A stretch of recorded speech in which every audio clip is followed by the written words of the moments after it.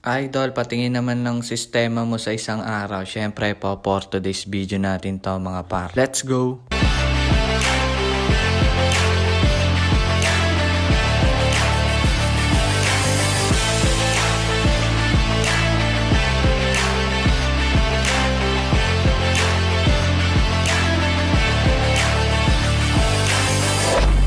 Yo, good morning mga par. Meron nagre-request patingin daw ng sistema natin sa pag-iibon. So, papakita natin yan mga par. Araw nga pala natin is Friday. Sobrang aga natin nagising mga par dahil may nabasa tayong message sa atin. Paano daw ang sistema natin sa mga pinanlalaban natin ng karera. So, papakita natin yan. Eto mga par, 6 a.m. Syempre, babangon tayo. Ang una kong pinapaktuka muna is ang mga breeder natin. Ayan, nakasalansan yung mga pantubig natin mga par.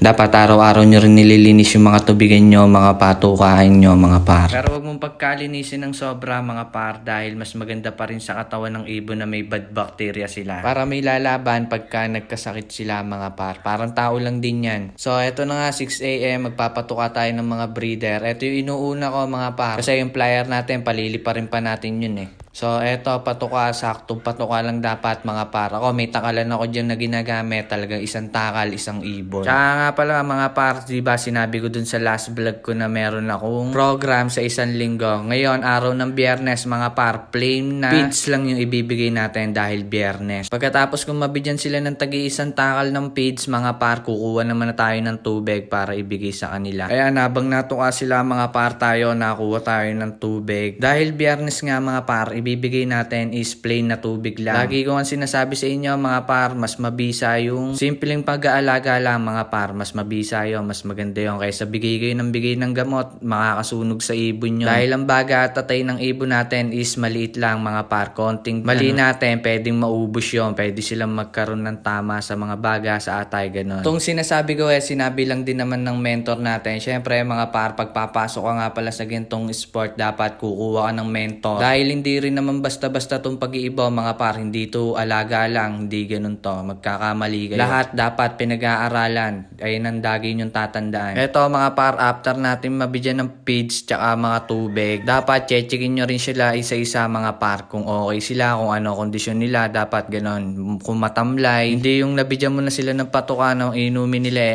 aalis ka always na. Mo silang i-check mga par, lagi yung tatandaan yan. Eto nga pala mga par, kukuha na natin ng pang summer tsaka pang stock ng ibon. Shoutout nga pala sa'yo pare, hindi na kita papangalanan. Mga finisher niya nga pala to ng South mga par, kaya pinatago sa atin. So, buraot tayo. Kukuha na natin ng inakito. So, after natin i-check mga par, baba tayo. Eto nga pala, merong isang tama yung isang YB natin na naka-south. Tulad nga ng sabi ko kanina mga par, dapat lagi nyo silang i-check bago kayo umalis. Para kung may mali man sa ibon nyo mga par, may itatama nyo agad. Eto, nasa flyer to. Kung hindi ko nakita to, patay na naman yung mga pang-training natin. Eto nga pala, binigyan natin ng gamot tsaka isang takal ng patuka. Nung nakaraan nga pala mga par, binibigay natin dito yung malalambot na feeds. Pero ngayon mukhang okay na naman. Kaya na naman siguro ng flyer. Tutunawin niya na naman siguro to. Bibigyan na lang din natin siya ng redstone. Mimayang tanghali, papakita ko sa inyo mga pa. Makakatulong yung magtunaw ng pagkain nila. Tapos no, pagtapos natin patukain yung may tama natin ng one eye cold mga par, kukunin naman natin ang upuan ng hari. Eto mga par, laking tulong sa akin ito. Gawa ng masikip dito sa amin. So eto, sakto. Kaya kunyaring wala pa akong alam sa camera. So eto, balik tayo mga par.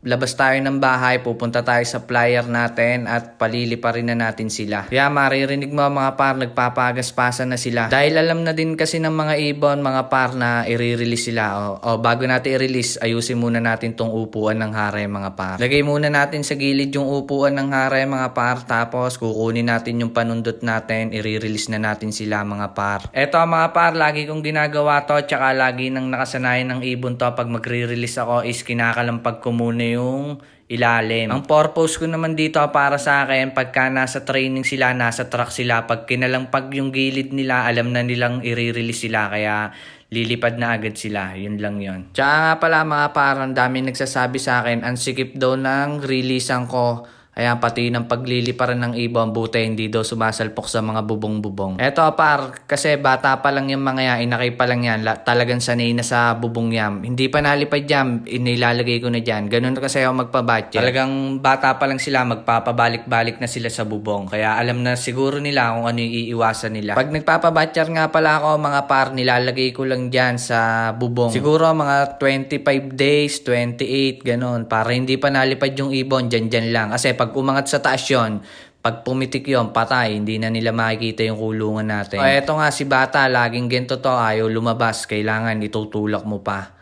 Ayun nga pala sila mga par, nalipad na. Tapos pagtapos nating i-release mga par, bibili tayo ng kape. Syempre, kape is life. O labas muna tayo mga par. Eto mga par, habang nagpapatimpla tayo ng kape, ayun yung ibon natin. Yun, nalipad na sila. Goods na sila. Pwede na silang i-training sa Sabado. So, nakapagpatimpla na tayo. Kape, baka naman.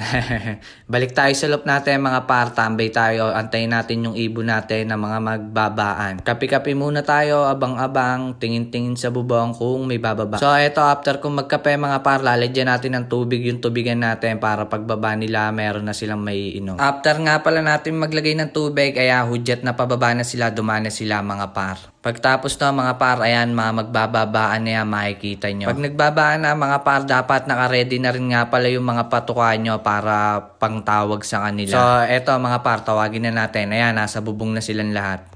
Yung iba ata lumipad pa, pero babalik na yun, bababa na rin yun. Pag hindi makuha sa sipol, mga par, tawagin na natin, kalugan na lang natin, baka dito sakali bumaba. Eto, lipat natin yung video natin mga par, para nakatapat sa trapdoor nila, mas magandang tignan. Eto mga par, lipat natin. Eto mga par, paglipat natin ng camera na bumaba na si Labo. Eto pala yung nilalaban natin ng side bet mga par, naka isang panalo na to. Yung isa pala, yung blue bar nung unang karera natin. Unang training pala. Sa bukas nga pala, sa Sabado mga par, dadating na linggo, meron tayong kalaban ulit, rumble ulit yon. Alam ko, sinabi ko 3K lang pupusta ko eh. Hindi naman tayo mayaman, tsaka solo lang tayo pag namumusta tayo. Sila, buong barangay nila.